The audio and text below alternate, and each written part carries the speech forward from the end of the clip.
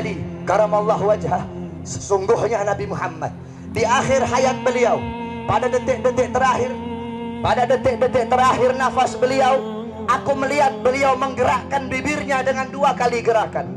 Ketika itu aku mendekatkan telingaku. Ketika aku mendekatkan telingaku, aku mendengar beliau berkata, ummati, ummati, kata beliau. Ketika itu saudara-saudara, ketika itu Allah berkata kepada Jibril, wahai Jibril, engkau turun, beritahu kepada Muhammad bahwasanya aku memberikan kepada dia 2 pilihan.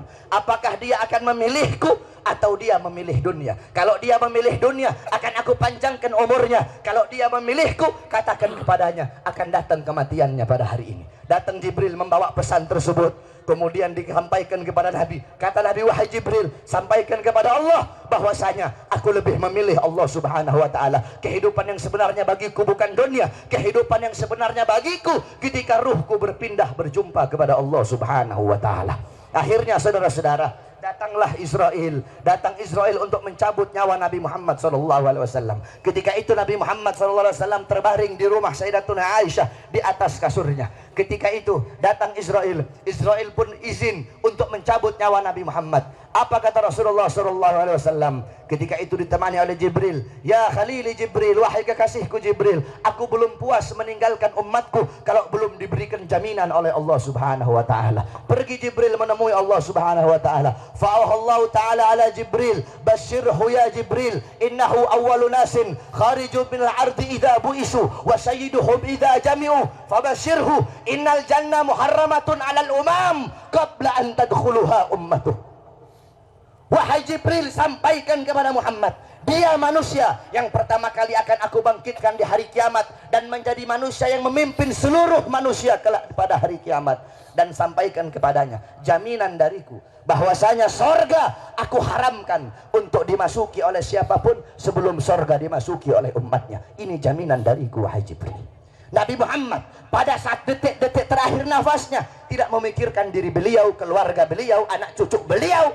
Yang beliau pikirkan kalian sebagai umat, saudara-saudara. Apakah cukup sampai di situ? Tidak, tidak cukup sampai di situ. Dicabut nyawanya Nabi. Dicabut nyawanya Nabi. Ketika dicabut nyawa Nabi Muhammad, Nabi mendesah. Ketika dicabut nyawa, Nabi berlirih. Ah, kata Nabi. Dicabut lagi nyawa Nabi. Nabi berkata, ah.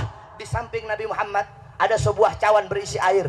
Beliau letakkan tangan kanan beliau. Beliau usapkan keringat, peluh-peluh keringat-keringat yang keluar di wajah beliau. Beliau berkata, ya Khalil Israel, wahai kekasihku Israel, apakah seperti ini rasa sakit dicabut nyawa wahai Israel? Saudara-saudara, Nabi Muhammad yang sholat sampai kakinya bengkak, Nabi Muhammad yang sholat sampai kakinya keluar nanah, merasakan sakit ketika dicabut nyawa. Bagaimana dengan orang-orang yang lalai dari sholatnya, saudara-saudara?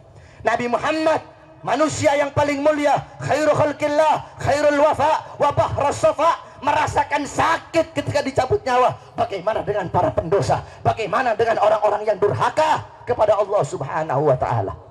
Dicabut nyawa Nabi Muhammad SAW. Kata beliau, apakah seperti ini rasa sakit dicabut nyawa? Kemudian Israel pun berkata, iya ya Rasulullah, seperti inilah rasa sakit dicabut nyawa. Kemudian Israel berkata, Rasulullah berkata, wahai Israel, apakah rasa sakit seperti ini juga yang nanti akan dialami oleh umatku? Apa kata Israel? Iya ya Rasulullah, rasa sakit seperti inilah yang nanti akan dialami oleh umatmu. Mendengar itu Nabi Muhammad menangis. Itu tangisan terakhir Nabi Muhammad. Itu tangisan air matanya Nabi yang terakhir sebelum beliau wafat. Beliau mengangkat tangan, doa terakhirnya Nabi, harapan terakhirnya Nabi, doa yang menutupi kepergian Nabi Muhammad, doa yang menutupi wafatnya Nabi Muhammad. Beliau mengangkat tangan, mengadahkan tangan kepada Allah subhanahu wa ta'ala. Allahumma khaffif ala ummati fi sakratil maut. Ya Allah, ringankanlah. Ya Allah, permudahkanlah sakratul maut umatku. Ya Allah, ya Allah, aku nabi mereka, aku pemimpin mereka, aku penanggung jawab mereka. berikan seluruh rasa sakit sakaratul maut mereka kepada aku ya Allah. Biar aku menanggung rasa sakit sakaratul maut umatku ya Allah. Umatku tidak akan kuat, umatku tidak akan mampu ya Allah. Biar aku menanggung seluruh sakaratul maut mereka. Berikan rasa sakit sakaratul maut mereka kepada aku ya Allah. Di mana kalian untuk Nabi Muhammad? Apa yang telah kalian lakukan untuk Nabi Muhammad SAW? Sudahkah kalian menyenangkan hatinya Nabi? Sudahkah kalian mengorbankan jiwa, nyawa, darah, harta kalian untuk Nabi Muhammad SAW? Para sahabat-sahabatnya Nabi mengorbankan jiwanya, nyawanya, darahnya, hartanya. Sumayyah, wanita yang tua renta, dipaksa keluar dari ajarannya Nabi. Dikubur setengah badan, ditombak, keluar isi perutnya, dicambuk. Hei Sumayyah, keluar kamu dari ajaran Nabi. Apakah Sumayyah lebih memilih kesenangan dunia? Apakah Sumayyah lebih memilih kebebasan dunia?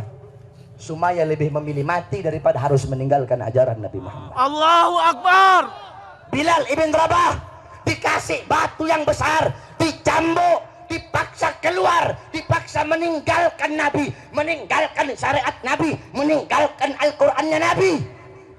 Apakah Bilal lebih memilih kesenangan dunia? Apakah Bilal lebih memilih kebebasan dunia?